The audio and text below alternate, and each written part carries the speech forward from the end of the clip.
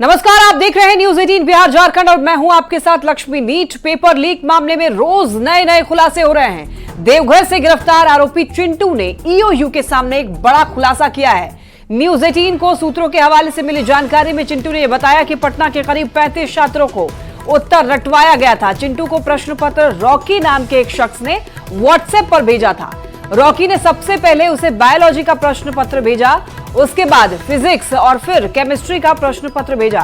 खबर यह है कि रॉकी रांची में रहकर रेस्टोरेंट चलाता है और बिहार के नवादा जिले का रहने वाला बताया जा रहा है। रॉकी ईओयू की टीम उसकी गिरफ्तारी के लिए लगातार छापेमारी कर रही है। रॉकी मास्टरमाइंड अतुल वत्स के सीधे संपर्क में था और खबर यह है कि सेटिंग कराने का रेट 30 से 35 लाख रुपए रखा गया था।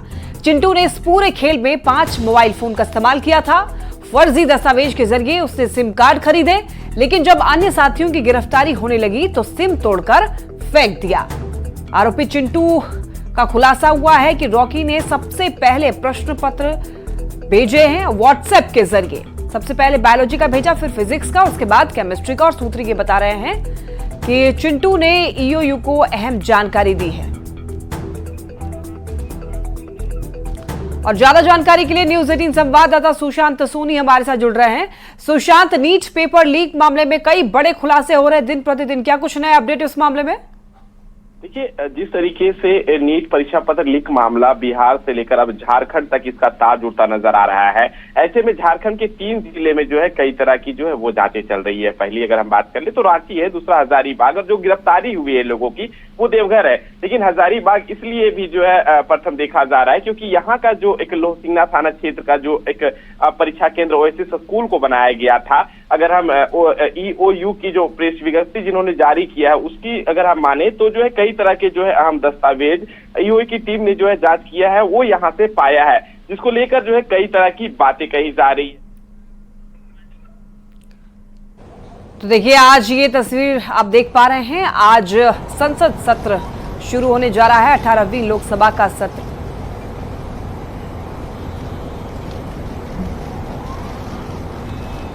साथियों, संसदीय लोकतंत्र में आज का दिवस गौरवमय है। यह वैभव का दिन है। आजादी के बाद पहली बार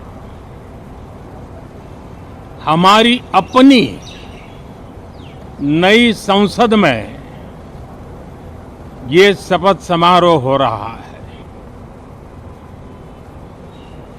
अब तक ये प्रक्रिया पुराने सदन में हुआ करती थी।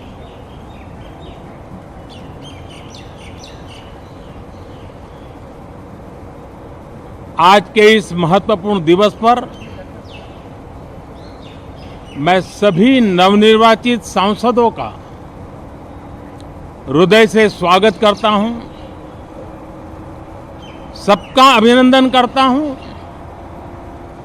और सबको अनेक अनेक शुभकामनाएं देता हूं।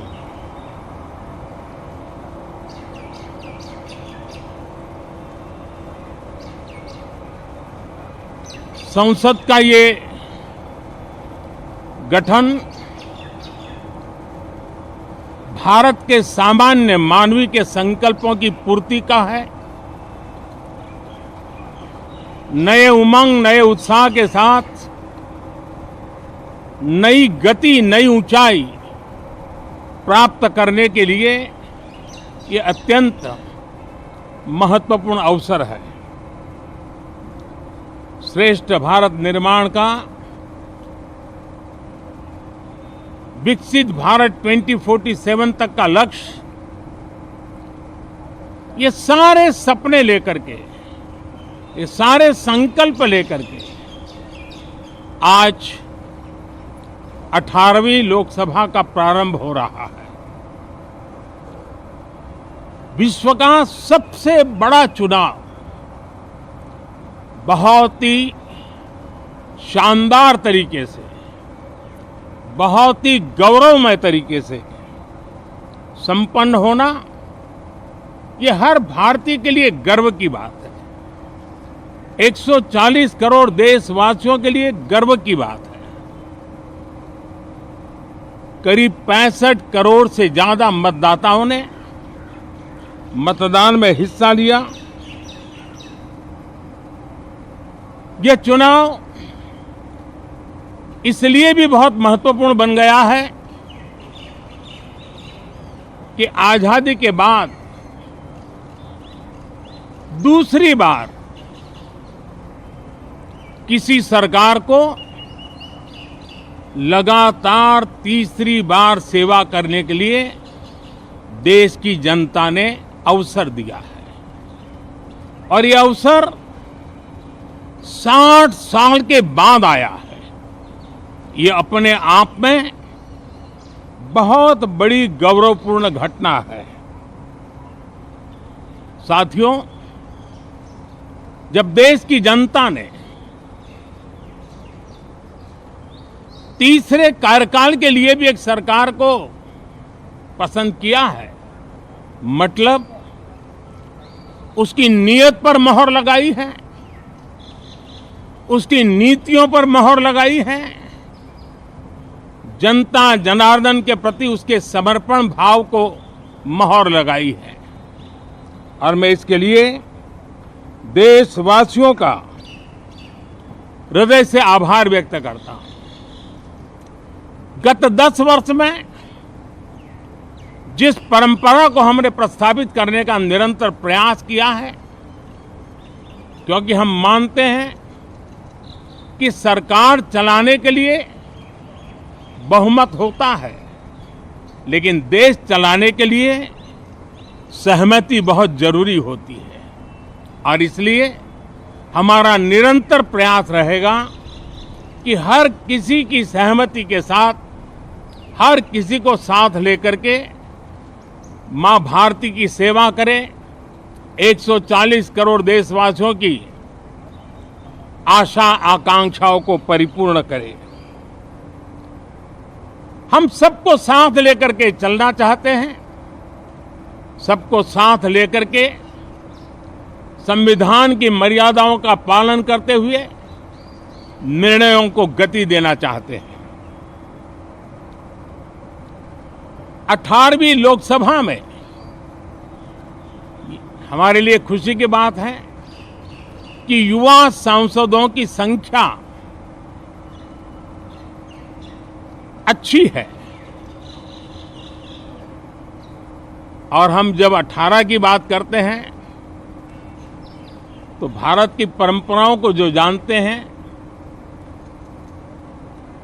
भारत की सांस्कृतिक विरासत से जो परिचित हैं, उनको पता है कि हमारे यहाँ 18 अंक का बहुत सात्विक मूल्य है। गीता के भी 18 अध्याय है। कर्म, कर्तव्य और करुणा का संदेश हमें वहां से मिलता है। हमारे यहाँ पुराणों और उपपुराणों की संख्या भी 18 है। 18 का मूलांक 9 है और 9 पूर्णता की गारंटी देता है। 9 पूर्णता का प्रतीक अंक है। 18 वर्ष की आयु में हमारे यहाँ मताधिकार मिलता है। 18वीं लोकसभा भारत के अमृतकाल की इस लोकसभा का गठन वो भी एक शुभ संकेत है। साथियों, आज हम 24 जून को मिल रहे हैं। कल 25 जून है। जो लोग इस देश के संविधान की गरिमा से समर्पित हैं, जो लोग भारत की लोकतांत्रिक परंपराओं पे निष्ठा रखते हैं, उनके लिए 25 जून न भूलने वाला दिवस है। कल 25 जून को भारत के लोकतंत्र पे जो काला धब्बा लगा था, उसके 50 वर्ष हो रहे हैं। भारत की नई पीढ़ी इस बात को कभी नहीं भूलेगी कि भारत के संविधान को पूरी तरह नकार दिया गया था, संविधान के लीरे लीरा उड़ा दिए गए थे, देश को जेल खाना बना दिया गया था, लोकतंत्र को पूरी तरह दबोच दिया गया था। इमरजेंसी के ये 50 साल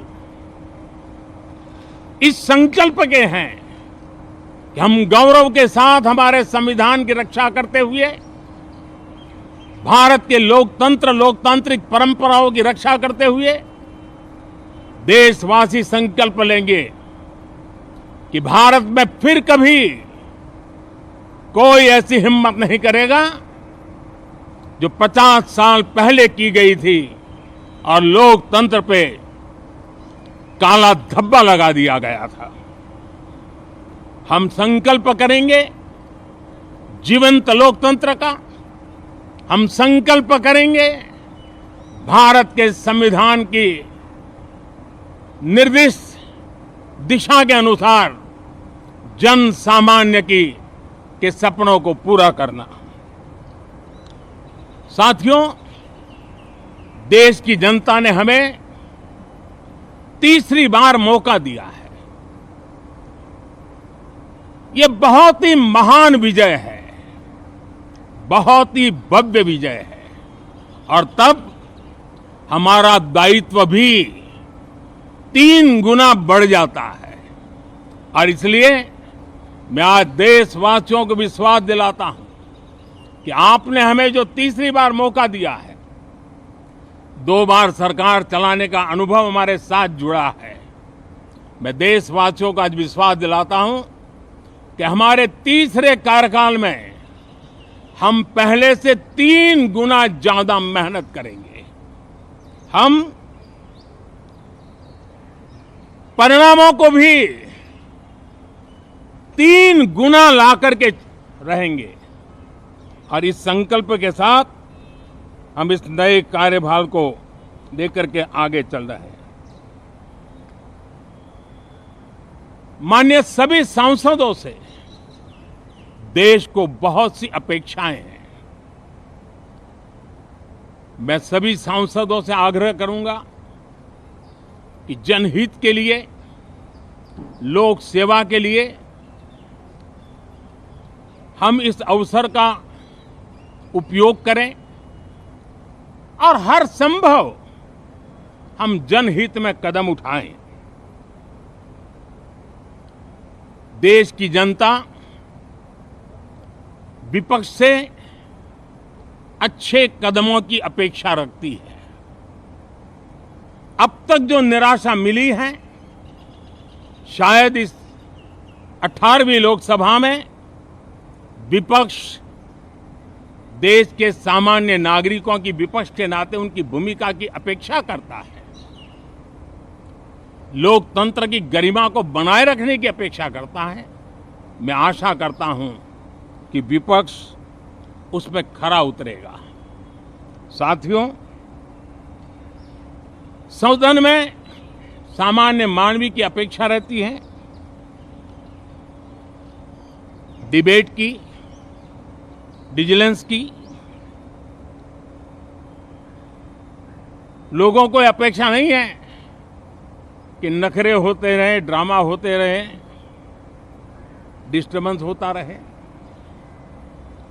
लोग सब्सटेंस चाहते हैं, स्लोगन नहीं चाहते हैं। देश को एक अच्छे विपक्ष की आवश्यकता है, जिम्मेवार विपक्ष की आवश्यकता है। और मुझे पक्का विश्वास है कि इस 18वीं लोकसभा में हमारे जो सांसद जीत करके आए हैं, वो सामान्य मानवीय की इन अपेक्षाओं को पूर्ण करने का प्रयास करेंगे। साथियों, विकसित भारत के हमारे संकल्प को पूरा करने के लिए हम सबका दायित्व है। हम मिलकर के उस दायित्व को निभाएंगे। जनता का विश्वास हम और मजबूत करेंगे। 25 करोड़ नागरिकों का गरीबी से बाहर निकलना एक नया विश्वास पैदा करता है कि हम भारत को गरीबी से मुक्त करने में बहुत जल्द सफलता प्राप्त कर सकते हैं और ये मानव जाति की बहुत बड़ी सेवा होगी। हमारे देश के लोग 140 करोड़ नागरिक परिश्रम करने में कोई कमी नहीं रखते हैं। हम उनको ज्यादा से ज्यादा अवसर जुटाएं, इसी एक कल्पना। और हमारा ये सदन वो एक संकल्प का सदन बने। हमारी 18वीं लोकसभा संकल्पों से भरी हुई हो ताकि सामान्य मानवी के सपने साकार हो। साथियों, मैं फिर एक बार विशेष करके नए सांसदों को बहुत बहुत बधाई देता हूं। सभी सांसदों का अभिनंदन करता हूं और अनेक अनेक अपेक्षाओं के साथ आइए हम सब मिलकर के देश की जनता ने जो नया दायित्व दिया है उसको बखूबी निभाएं, समर्पण भाव से निभाएं। बहुत बहुत धन्यवाद साथियों। तो आज से 18वीं लोकसभा का पहला सत्र शुरू होने जा रहा है और उससे पहले आप सुन रहे थे प्रधानमंत्री नरेंद्र मोदी का संबोधन। उन्होंने कहा, उन्होंने नए सांसदों का स्वागत किया, अभिनंदन किया और नव निर्वाचित सांसदों को ढेरों शुभकामनाएं दी और उन्होंने कहा है कि सांसदों से देश की जनता को बहुत अपेक्षाएं होती हैं। तो लोकतंत्र के लिए आज का दिन बहुत बड़ा है, विकसित भारत के सपनों का संकल्प। और आपको बताते चलें कि पहली बार नई संसद में सत्र की शुरुआत होने जाएगी। किसी सरकार को लगातार तीसरी बार सेवा करने के लिए देश की जनता ने अवसर दिया है और यह अवसर 60 साल के बाद आया है। ये अपने आप में बहुत बड़ी गौरवपूर्ण घटना है। साथियों, जब देश की जनता ने तीसरे कार्यकाल के लिए भी एक सरकार को पसंद किया है, मतलब उसकी नीयत पर मोहर लगाई है, उसकी नीतियों पर मोहर लगाई है, जनता जनार्दन के प्रति उसके समर्पण भाव को मोहर लगाई है। ईओयू की जांच में खुलासा हुआ है कि हजारीबाग से ही नीट का पेपर लीक हुआ था। हजारीबाग में ओएसिस स्कूल से पेपर लीक किया गया। तो ऐसे में पुलिस ने जांच करते हुए जिले में बनाए गए अलग अलग परीक्षा केंद्रों पर पहुंचकर छानबीन की और इस दौरान परीक्षा केंद्र पर मौजूद शिक्षक, प्रिंसिपल और दूसरे कर्मचारियों से भी पूछताछ की गई। सबसे सनसनीखेज पर्दाफाश झारखंड के हजारीबाग में हो रहे हैं, जहां पेपर लीक का मास्टरमाइंड प्रोफेसर भी मौजूद है। प्रोफेसर का पता ठिकाना जांच एजेंसियां खंगालने में जुटी हैं, जिस कड़ी में जांच एजेंसियों को बड़ी कामयाबी हाथ लगी है। हजारीबाग में जांच एजेंसियों को इस स्कूल का पता चल गया है जहां से नीट पेपर की बुकलेट रिलीज हुई है। जांच में पता चला है कि हजारीबाग के ओएसिस स्कूल से नीट पेपर लीक हुआ। ओएसिस स्कूल में बुकलेट वाले पेपर बॉक्स से भी छेड़छाड़ की गई थी। ओएसिस स्कूल को बुकलेट नंबर 61364888 आवंटित हुई थी।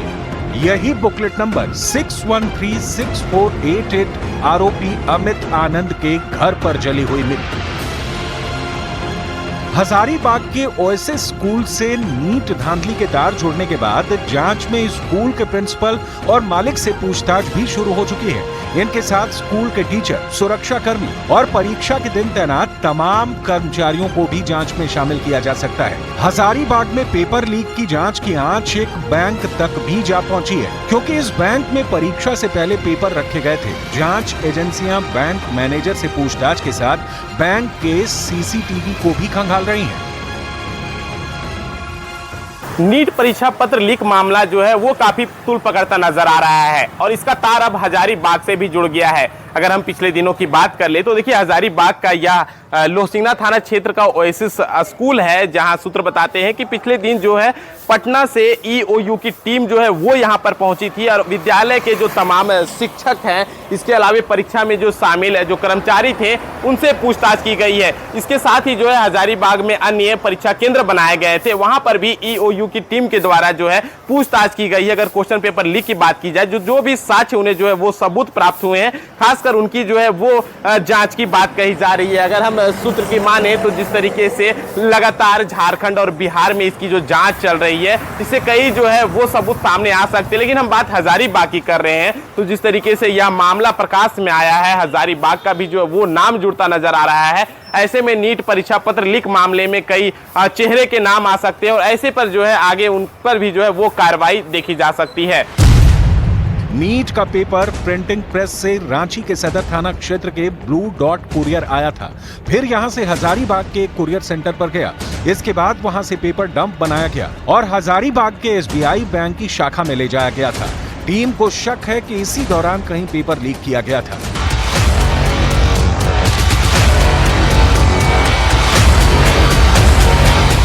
क्योंकि बैंक से परीक्षा के दिन 5 ऑब्जर्वर नीट का पेपर समय पर लेकर गए थे। जिन 5 स्कूल सेंटर तक ऑब्जर्वर पेपर लेकर गए, उनके नाम भी सामने आए हैं। हजारीबाग का DAV school, Holy Cross school, OSS school, Saint Xavier school और विवेकानंद सेंट्रल स्कूल पर नीट का पेपर पहुंचाया गया।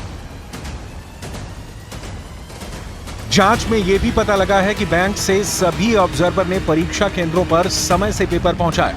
हालांकि जांच टीम ने परीक्षा केंद्रों में सीसीटीवी कैमरे, ऑब्जर्वर के समक्ष पेपर खोलने और परीक्षा संचालन की भी जानकारी जुटाई है। उधर बिहार में जांच एजेंसियों के हाथ एक बड़ा सुराग हाथ लगा है। नीट पेपर लीक मामले में अमित आनंद के घर से मिले जले और भीगे प्रश्न पत्र को हवा में सुखाकर उसकी विवरणी तैयार की गई है। प्रश्न पत्र में कौन से सवाल ठीक हालात में और कौन से जले हुए हैं, इसकी डिटेल शिक्षा विभाग को दी गई है। छापेमारी में क्या क्या जब्त किया गया है, उसे भी शिक्षा विभाग को सौंप दिया गया है। और इसी के साथ बुलेटिन में इतना ही। नजर डालेंगे हेडलाइंस पर।